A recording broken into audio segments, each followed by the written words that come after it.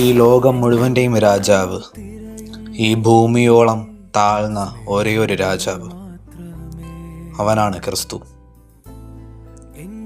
ക്രിസ്തുവിനെ കുറിച്ച് ഒരു കവി പരിതപിക്കുന്നത് ഇപ്രകാരമാണ്: അല്ലയോ ക്രിസ്തുവേ, മറ്റ് രാജാക്കന്മാർ ശക്തന്മാരായിരുന്നു, എന്നാൽ അങ്ങോ ദുർബലനും. മറ്റ് രാജാക്കന്മാർക്ക് കയ്യിലേന്താൻ നല്ല ചെങ്കോലുകൾ ഉണ്ടായിരുന്നു, എന്നാൽ ക്രിസ്തുവെ അങ്ങേക്കോ ശാപത്തിൻ്റെയും അപമാനത്തിൻ്റെയും ചിഹ്നമായ കുരിശുരൂപം.